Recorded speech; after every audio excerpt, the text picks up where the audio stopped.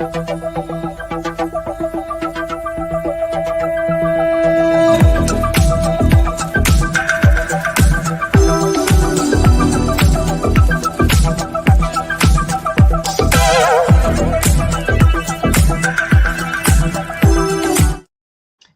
day out there to all my listeners, and I'd like to welcome you to Is Your Way in Your Way podcast. And I'm your host, Cassandra Crawley Mayo. And for those new listeners out there, let me kind of share with you what this podcast is all about. It's for those listeners who are stuck. They know that there's something else that they should be doing, but they can't seem to get out of their way in doing it. Perhaps you want to be an entrepreneur, you want to be a coach, you want to write a book. I mean, it's a number of things that's your dream, and you're not able to fulfill it at the moment. So I would talk about topics related to personal, business development, and also will enable you to do some self-reflection. And I'm always hopeful and prayerful that one of these podcasts will enable you to I got it. I got it. So it's now time for me to pivot and do what it was, do what I do what I want to do, live my best life on my terms. So today our topic is about you can live your dream life right now. And here's how. Who better to talk about that is my special guest, Shay Kent, who is an author. Hi, Shay. Hello. So good to have you here today on Is Your Way in Your Way podcast. I'm so excited to be here. Thank you. I know, me too. I'm excited you're here. But what I'm going to do first is I'm going to read Shay's bio just so you can get to know her a little bit before we delve into the questions. Shay Kent, she is a passionate author and speaker dedicated to empowering women to live their best lives. Sounds like we did this together. She has a background in entertainment and entrepreneurship. She's had to learn to exude confidence even when she didn't feel it. Because of that, she's worked on feature films, spoken on stages, started a few businesses. She flipped 6 houses in 2 years. She owns multiple homes. She moved across the country to the beach on a minute notice, became a mom at the age of 41, and penned a book in a month. Oh, I can't wait to hear about that. And her mission, just check her mission out.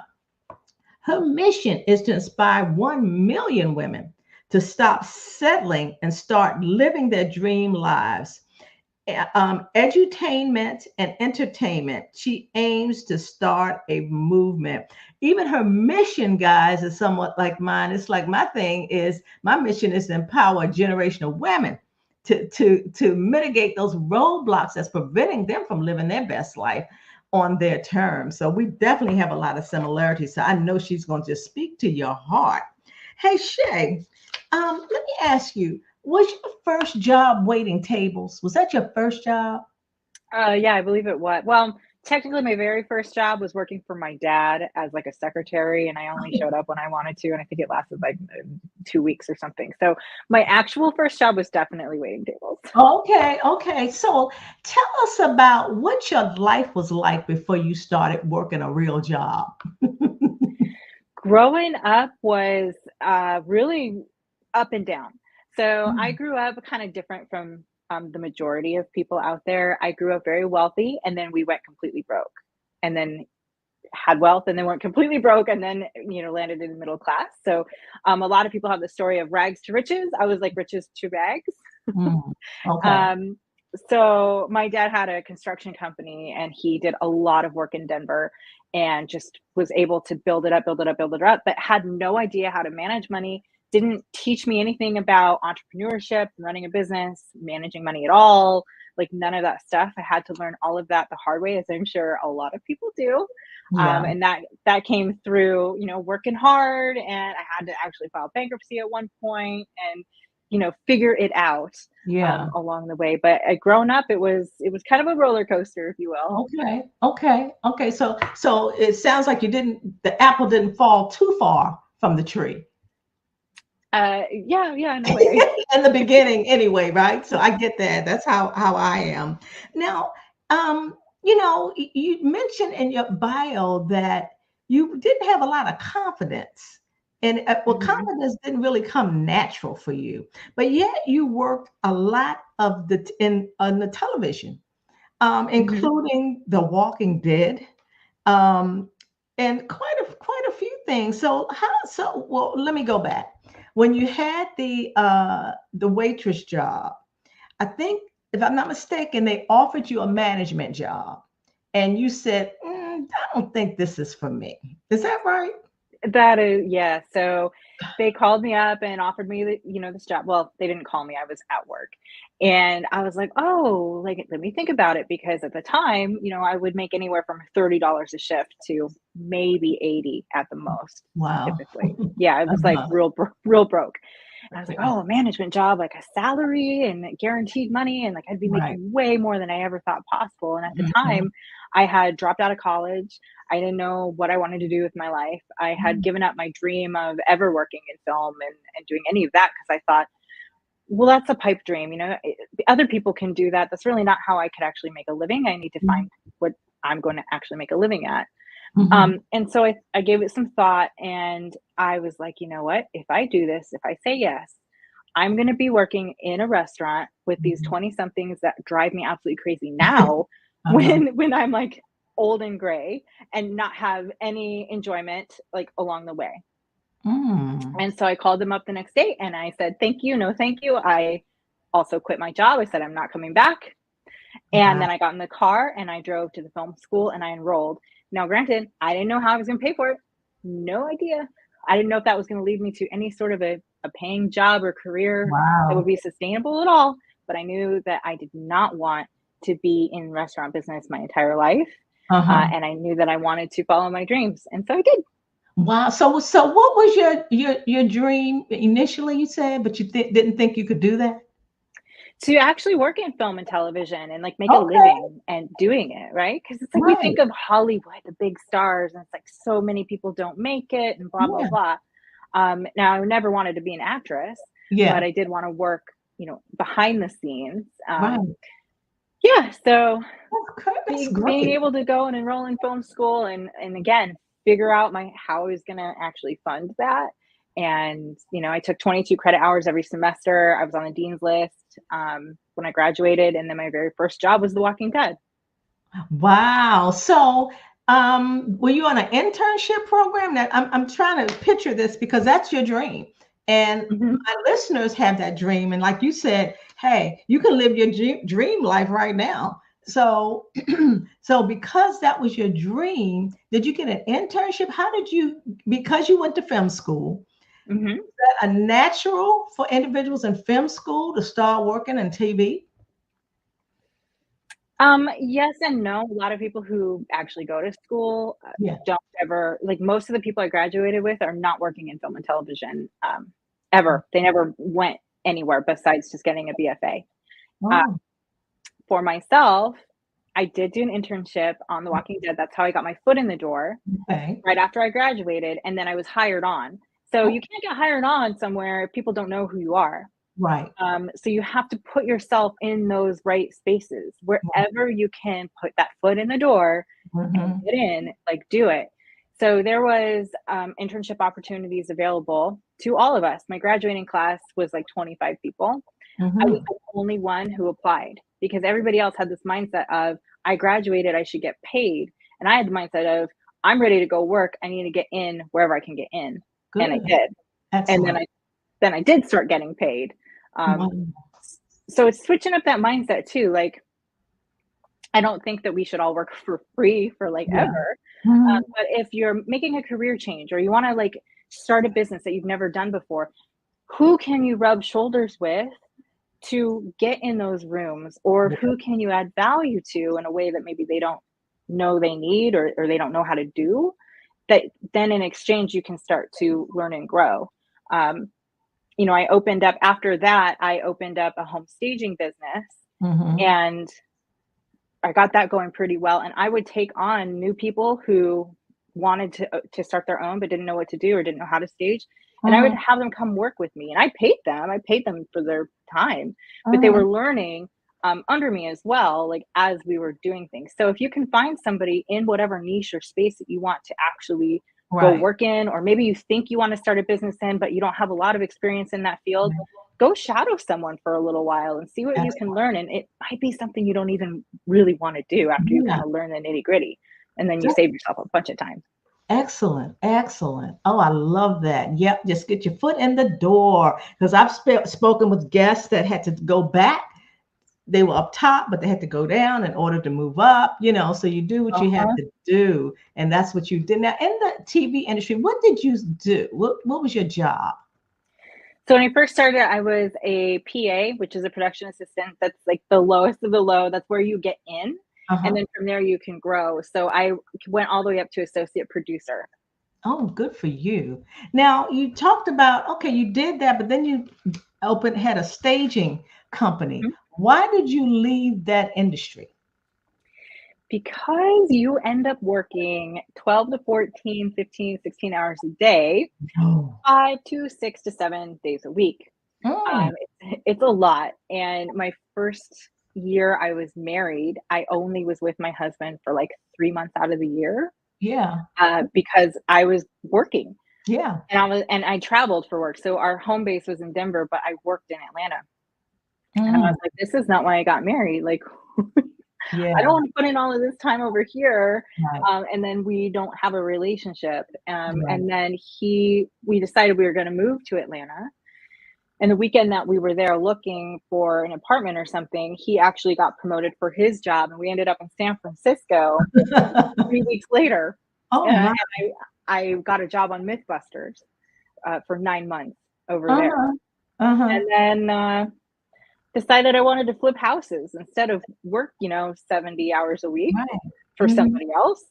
And within flipping, the most fun part was staging it Yeah. for myself. And then I ended up with a bunch of inventory. And I was like, man, all my inventory is just sitting here not doing anything. Hmm. I'm going to start renting it out and staging Smart. for other people. So then I was able to turn that into an asset. Wow. Smart move. Smart move. Now,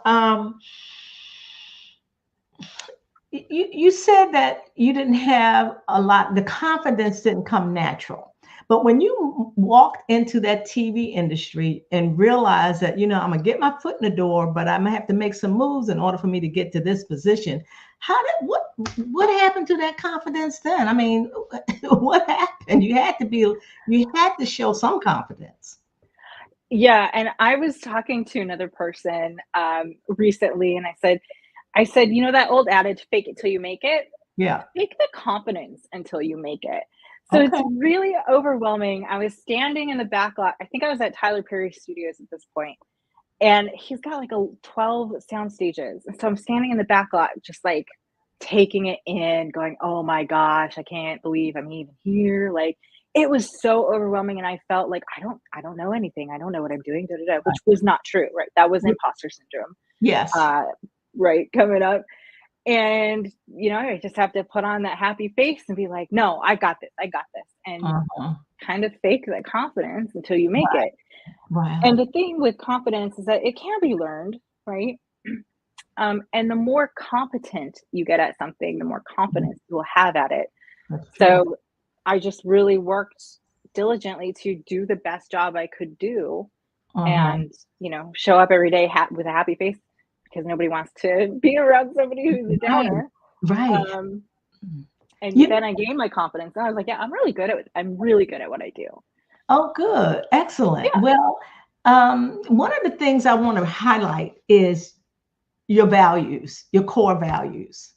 You got a job and you were doing well, you were working all these hours, but then you got married, then you realize I want to spend more time with my husband, you know, Mhm. um, and you did. And then even the the restaurant business, you was like, that's not what I want to do. So Mhm. that was something that you didn't want to do. So I'm going to take the risk and Yeah. move on and see what happens. And it just so happened that you got into the film school, you had no money, but you had no, I'm sure you feared a little bit, but yet you did go to school, you got the TV job, and then you did your staging and you left the TV job because you couldn't spend that time. So one of your values was, I like to spend time with my family, with my husband. Yeah, so I Yes. have to get Yeah. rid of this Still to is. do this. Yeah, exactly. Okay, great. Now when you did that, when you left the TV industry, did you go into your staging?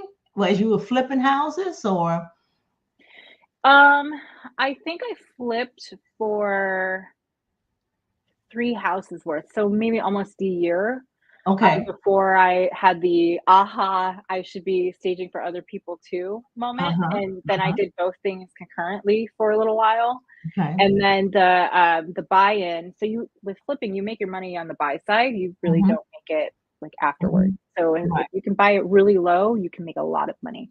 Mhm. It was getting very difficult to find things low because at this point, Mhm. Denver was booming and Yeah, everybody wanted top dollar for their house, even if it was not worth it, exactly. which is exactly what flippers look for is the not worth it houses. Mhm. And it was getting really difficult to buy in. And we just kept thinking, and my husband is an economics major, and he was like, the market's gonna go down. Like, we should not have properties when it does.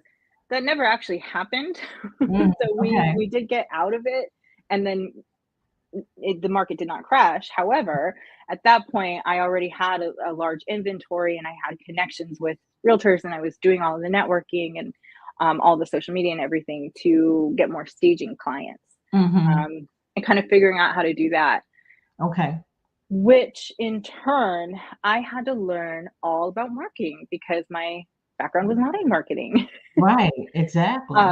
Yeah, or even entrepreneurship or owning a business or anything. So the big question was, how can I get clients? As I'm sure if you're, listening right now and entrepreneurship is one of the things and you're not hitting the go button because you're not sure how you're going to get clients, Yeah. I highly suggest, learning how to market and learning how to sell. And you can do that for free. There's all the gurus that are selling the $10,000 packages or whatever, that you don't really need to do. Like, you can just read some books, listen to podcasts, like this. Right. Uh-huh. And then here's the toughest part: go do it. Take Go the go risk. do it, right? Go do it. Go Yep. do it. Yeah. You got all this knowledge. Yeah, and you got it for free, Yeah. right? Yeah. That's You know, amazing. even flipping houses. I went to a 3-day seminar. It was like $400. I had read a bunch of books. And I had listened to some podcasts and done my due diligence, of course, always do your Mhm. due diligence. Yeah. But they were selling their $50,000 packages at the back of the room. And I was like, I'm not going to give you $50,000. I'm going to use that and do a flip. And that's Exactly. what I did. Uh-huh. But Good. you learn as you do it. You don't get experience by just learning, Right. conceptually. You have to get your feet wet. Exactly. Got to take action. Right. You can think Mhm. about it all day, but it doesn't matter whether you think about it. You got to do something. Well, Exactly. how did the speaking gigs? You talked about you started speaking. How did okay? So you've done a lot of things: the Yeah. restaurant, the school, the TV business, the flipping houses, the staging houses. Now, how did speaking get into all of that? I really love teaching. Uh I huh. like I love it. Um, and so I decided I wanted to be a speaker at RISACon. So RISA is the Real Estate Staging Association. It's the largest association of stagers. And they have a huge conference they put on every year.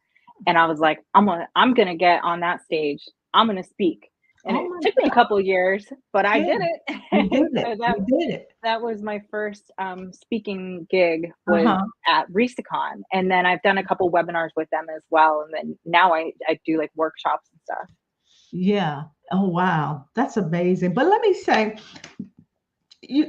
I read that you started speaking with your origin story. Is that right? Yeah, like in marketing stuff. Yeah. Yeah, origin hmm story started your speaking gigs. hmm Okay. Right. Because when you put together your origin story, and so if you don't know what that is, an origin story is sort of like the hero's journey. It's like how you came to do what it is you do. You have the character arc that before, you were struggling with, and then here you had the breakthrough, and then here's the happy ending for everybody, or like where you ended up.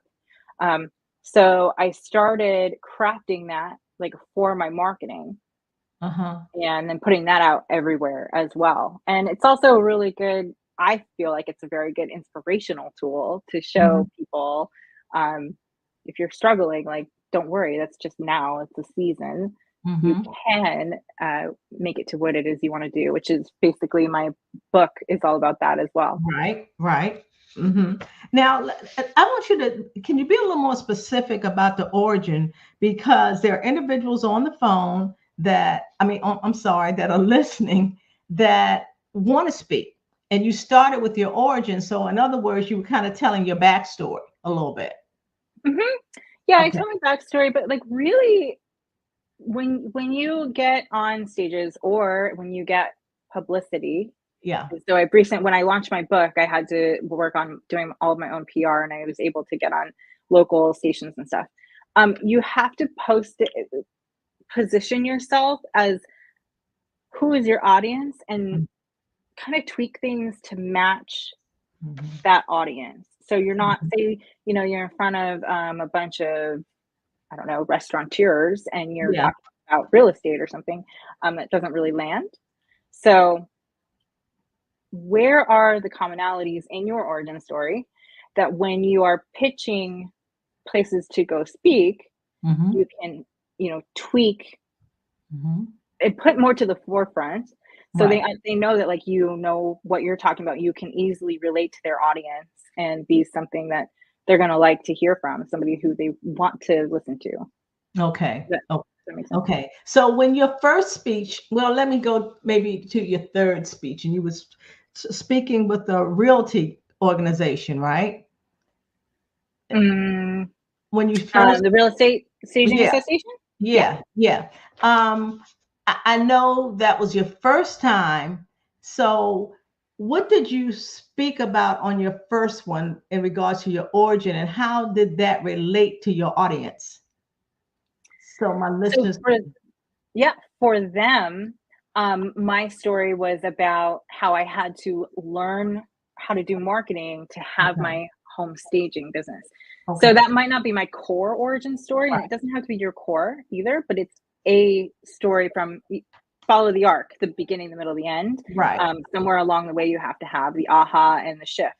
right. So that was the origin story that peppered my teachings, because like I said, I like teaching. So Right. whenever I present, I want them to have takeaways that they can run with and start to make their life better. Okay, And so good. then I taught them how to do specific things in their marketing for their home staging business Okay. for realtors. Okay. Okay. Now, I want to know about this book. Good. um, Author of She Is You, Unleash Mhm. the Confident, Successful Woman. Um, what is the story behind that book you wrote? Why'd you write that? This book has been on my mind or in my heart for a number of years. And every Mhm. year it went on my, I want to write a book this year. And then every year it didn't happen. Mhm. And then I had my baby at 41 years old, and she was 6 months old. And I was like, I'm going to write this book, and I'm going Mhm. to create like a guide map for her, for other women, like just Okay. get it out and into the world, because it was something that just wanted to come out of me. If you've Yeah. ever had that spark Yes. of Yes. right, and it's like you have to get it out. So I sat down, I set my intention. I'm going to write this book. I'm going to give myself a month. And I did it. Wow. Yeah. How'd you get the title? Like what derived you from getting that title? Because is it something you experienced yourself? She Is You. I wish I remembered how I got that title. It was just, it's Hmm. really what I want to put out into the world, right? Like that confident, successful person, like she Hmm. is you. She's already within you. You Hmm. just need to maybe figure out how to unlock her Okay. so she can come out. And so with the title She Is You, like I really wanted them to know, like, this is you. Like you don't have to be searching and searching and searching. Just from within, let her come out. Okay. So yeah. Okay. Okay. Now, what triggered this bodacious mission of yours? A million? I know, right? I mean, go big or go home. And then sometimes I think it's not enough. Uh-huh. It's Okay. not Uh-huh. too many. Um, so I grew up in a family that, we had domestic violence. So I grew up in a domestic violent house, and I didn't want anybody else to think that they had to stay in their circumstances just because Mhm. it was their circumstances. So my mom Mhm. stayed forever, a number of years, because she didn't feel she could make it on her own. Like, she Right. didn't have the money. Um, and then as I grew up, and I was like, no, women can do it on their own, blah, blah, Right. blah. And then my sister was actually murdered by her spouse Oh, in 2012. oh, And, oh, you know, advocacy for women to be able to say, yeah, like, I can do my life and I don't need to have somebody else. If I want to have somebody else in my life, mhm, that's one thing. Like, I don't need to stay. mm, Um, good. so spreading the word of, like, you got this, you can figure out whatever it is that you want to do in your life. Like, you can do it. You Right. can do it, Right. regardless of your circumstances. And so that's why that's always been a burning desire, like in my heart, is to share and just inspire people to be like, you know what? I do have this. I can do this. I can make this work. Right. So, what have you executed to start the ball rolling? To stop selling and start building.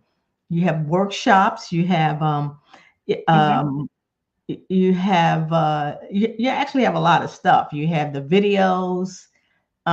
You have an awesome website. Oh, A thank lot in you. there. Yeah, you have a great website. And then you talk about start living your dream life now. Now, Now, right. tell us about So that. I really dislike um, the idea of I'll do it when Mhm, XYZ happens.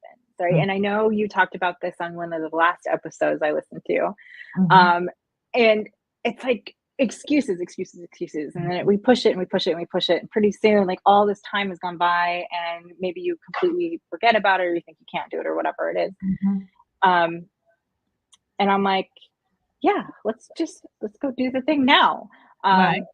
Whatever that step is. So I would love to give the example, like, if you want to take a Tahiti vacation and go swim with sharks, Yes. but you don't have the money to go do that, Right. what can you do right now to live that dream? Because it's really not the act of doing, it's more about, like, that sense of fulfillment and the emotional state and the experience that you get to have when you're doing these things. So, okay, instead of going all the way to Tahiti to spend my time, at the beach, whatever, like, do you live where you can go to the beach and, Mhm. you know And do hang out that. there? Right. If you're landlocked, maybe it's something, and thinking outside the box. Maybe I fill up my bathtub and, like, put Jaws on a projector screen or something and sit and watch the movie.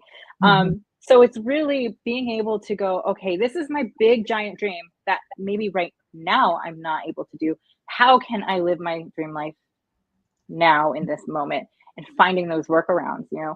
Another one, so I know, like, luxury lifestyle, and maybe going and staying at, like, one of the most expensive hotels, like, in town. Maybe you're not able to do that right now. However, you can go there and maybe grab a drink or grab lunch, or just sit in the Yeah. lobby with a Mhm. cup of coffee and Mhm. get the experience, so you can start putting yourself in those situations where you are actually somewhat living your dream life Yeah. before you're really living your dream life. Right. Exactly. Now, how do you have challenges in getting people to share what their dream life looks like? Do people, your clients, do they know already what their I dream have life is? I have found that they specifically, not really. They have some sort of an idea of what it could maybe look like, but specifically, it's no clue. And Mhm. so being able to, well, for one, knowing what you don't want is just as important as knowing what you do. Yes, And good. sometimes even more important, especially if we're like confused on what it is. Then you can start asking the questions like, okay, so, I want to have millions of dollars. Okay, great. You can have millions of dollars if you go work 80 hours a week and have absolutely no time with your family and you work in New York and you're doing finance. Is that what you want? Oh, Right? well, no. Okay, well, like, so now we can start to cut it down and have parameters, Uh-huh. and Good. then you can figure out how to move forward with that. Right. That's good. That kind of talks about the values like yourself. Like, yeah, I'm Yeah, doing well, but I just got married and I'm not going to even see this guy, So right, figured out, exactly. I can't do this. I'm gonna have to find something else to do. Wow. Mhm, Let's once so you made a decision. You stopped doing the staging, right? Um, mhm. and then you started doing your business, correct? Yes, I closed my staging company when I moved to Florida, which Oh, was an intentional move okay. because my dream life was living by the ocean, Okay. and where I really wanted to move was Southern California, but it's really expensive there. Mhm. And so we were like, if we move there, we will be like, we won't have any extra spending money. We won't be able to do the things we like traveling and going out to eat and like Mhm. doing all those things. Right. So intentionally, where else can we move to be by the ocean? Right. Florida. Yeah. So Yeah. that's how we ended up here. Okay. Um, but I think it's building your life with intention as Mhm. well, Mhm. because nothing that you want, say you do want to write a book, have $1 million, like whatever that is, the actions that you take must be intentional to get you one step closer. I Right. think a lot of times people will get in their head that like it has to be these really big, giant strides that get them really, really far. Yeah. But they discount the little baby Right. steps in between that get you really, really far. You don't even notice it. Exactly. Exactly. We think big. We want it now. Yeah. And Yeah. it just doesn't work like that, unless you're doing Unfortunately, something not. illegal, Yeah. moral, something. Right. Right. Exactly. Exactly. So let me ask you, when you moved to Florida, and I think it was you who was swimming with the sharks or something? That is me. Yep. I did that. Yeah. Oh my gosh, that's crazy. That's so funny. Wow. Now let's talk about once you made that decision to move to Florida, um, your success started happening, and that was your business.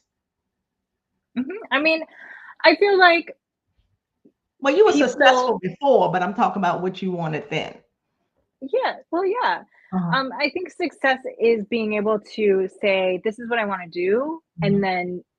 then achieving that goal, which within the book, my book, She Is You, Uh-huh. readers have the opportunity to figure out what success looks like for them. I was Mhm. talking to another podcaster. He was in another country, and Mhm. he told me that he wasn't successful. And I was like, "What are you talking about? You have a podcast Yeah. internationally? Like you're Right. like reaching people? Like that is a success." Yeah. So I think that really has to happen. But yes, it took a couple reiterations. So Mhm. it's never just like a straight trajectory, right? I Right. definitely went down and up and down and up. When I moved here, the first thing I started was an online coaching business with my husband. And the coaching part was phenomenal. Our clients were getting great results with the Okay. program. The Right. thing that we didn't know was how do we get clients online because we wanted to build an online only Right. thing.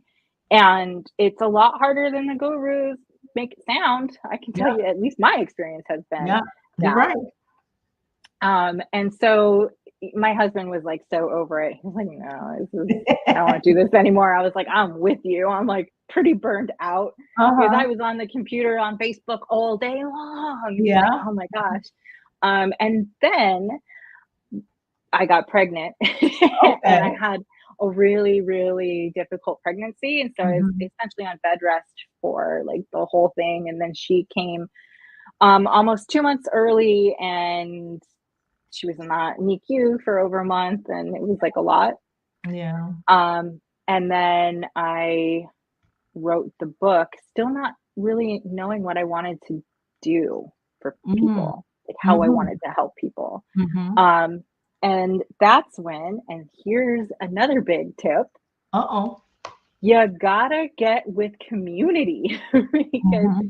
starting a business or being an entrepreneur, solopreneur, if you're doing it by yourself, like it's just going to be a big struggle. Yes. So finding a community that you can meet up, like either virtually or you can meet in person and have other people who are going through some of the same things or who are more advanced, is a Mm-hmm. really big thing. And so I found a community, and it has been so helpful, and really gaining insight on what I want to help and offer the world. The book launch was a huge success. It was amazing.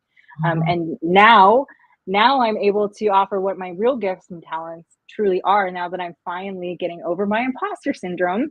Right. Because No, even now, I that's still go right. through it That's occasionally. right. Mm-hmm. And owning the fact that, like, I know film and video inside and out. I know marketing from all the past stuff I've done. So now I'm putting together, and I have an offer that I can actually do that for people, is help them with their videos and put their messaging and everything together and get it out Okay. there into the world so they can Mm-hmm. have, you know, eyeballs everywhere, good Uh-huh. visibility. That's very important. People don't know who you are, they cannot buy from you. Exactly. Exactly. And so you do the videos. Are you still coaching? No, I do not coach. Okay, you No, don't coach. I'm more of a consultant now. Oh, you're a consultant. Hmm. And you're consulting and you're trying to, not trying, but showing individuals how they can live their dream life right now. So I do that through helping them put together their businesses so we can create Okay. a good foundation. And then Okay. also through that marketing and video piece as well. Okay. That's And great. that's how you can build your dream life too. And then I have an online course, actually, if you are more of a, you don't want to do a business, Right. you want to work on your personal self. I have an online course that is, um, watch the lessons as you see fit as you go and step through it that way. Okay. Is So that I took myself out of it. okay? So is that an 8-week course? Hmm. Okay. Yeah, Okay. it is. It's 8 weeks. You get Okay. one module a week to work through. And then you Okay. have replays and stuff, like however long you want. Once you buy it, you Sure. always have access to it. Sure. Um, Tell me about those pillars. You have like 3 pillars. Awareness, breakthrough. Yes. Okay. Okay. Awareness, Inspired action. breakthrough, and inspired action. Uh-huh. I call it the Abby method. Okay. Abby. Abby, yep. She's Okay. like your bestie. You Sure. get really, really good with her. Good. So, my book also walks you through how to do this as well. Mm-hmm. So, the first bit is awareness. I Hmm. always say we cannot go where we want to go if we don't know where you are. Like, that's Okay. how GPS works. Very simple. So, you have the opportunity to look at yourself, where you are now, how you got there. What are some of those limiting beliefs? I call them nurse ratchets, actually, because Nurse Ratchet is like the worst villain ever, because she was, seemingly there for her patients, but in reality, she was just really evil. So Now, that's what I like to what do call you limiting call that? beliefs. The what? A Nurse Ratchet from the Okay. movie One Flew Over the Cuckoo's Nest. Uh-huh. Okay. And now they came out with a series on Netflix, like, just called Ratchet. So she's Oh. really evil, and that's what limiting beliefs are. They Mm-hmm. are set Yeah. up to make you seem like you're keeping yourself safe, but in reality, they're keeping Uh-huh. you stuck and holding you back. Okay. So you get the opportunity to look at those in the awareness, and then your breakthrough bit, which is my favorite. You can decide, now that you can choose to continue the way that you're doing things or to change. Okay. Either way is fine. It's up to you. It's your life. There's no right or wrong. Right. And then inspired action is Mm-hmm. getting into action, doing the doing part. And that's taking those inspired actions from within, Mm-hmm. which pulls you forward rather Yeah. than like massive action that is like overwhelming and you lead to burnout and you feel like I should be doing all these things, Exactly. rather than having the shoulds all over yourself. Right. What is it within you that's calling Right. you and telling you what you could be doing? Right. I'm calling those shoulds judging. You're kind of judging yourself. I should Ah, do this. I should yeah, do that. Yeah. yeah. Yeah. I So- I like to yeah. say could because it gives you Right. a choice. Exactly. Exactly. Good. That's good. Now, let me talk about as we wrap up the what I call the call to action to my listeners that have this dream and they're stuck.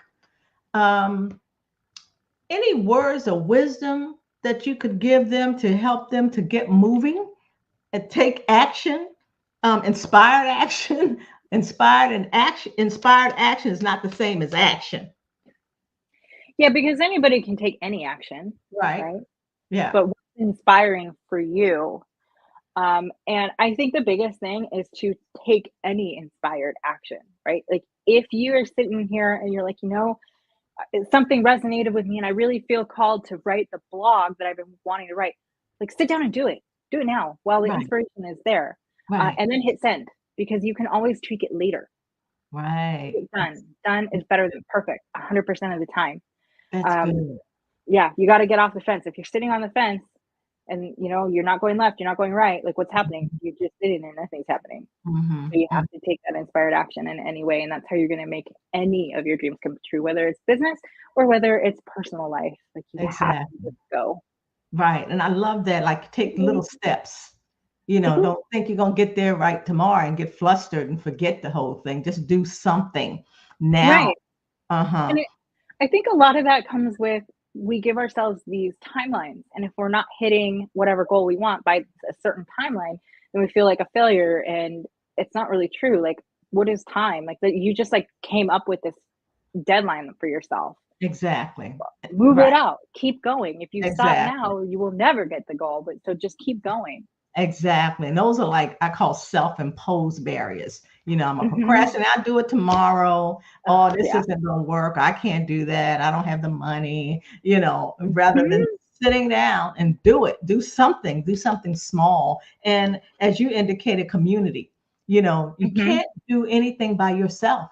You Mm-mm. reach out there and get that support. Get, somebody that can do what you can't do. Mhm. Mhm. Or vice versa. So I like that a lot, the community. Well, Shay, tell my listeners, how can they get in touch with you?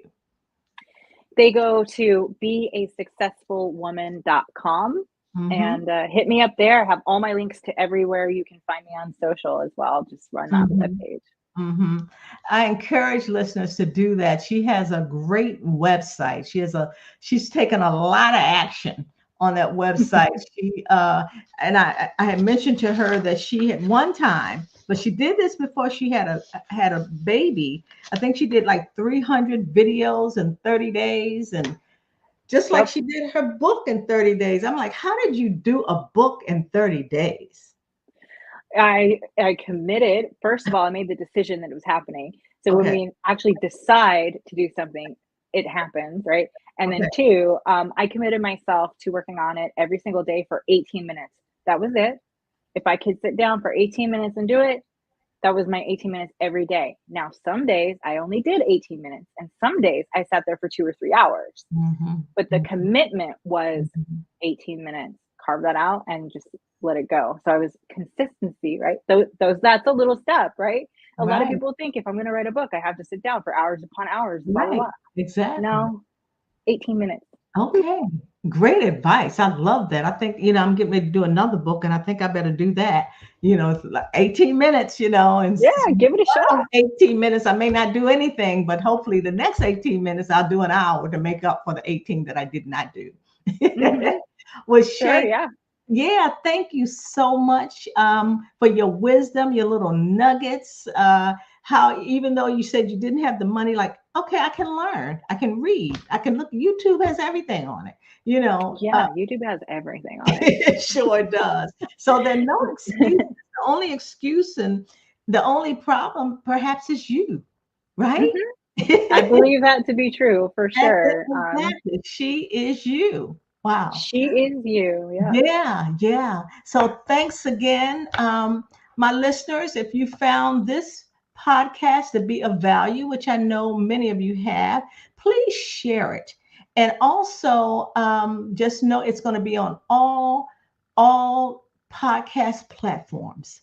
So thanks again, Shay Kent, the author of Is She Is You, Unleash the Confident, Successful Woman Within.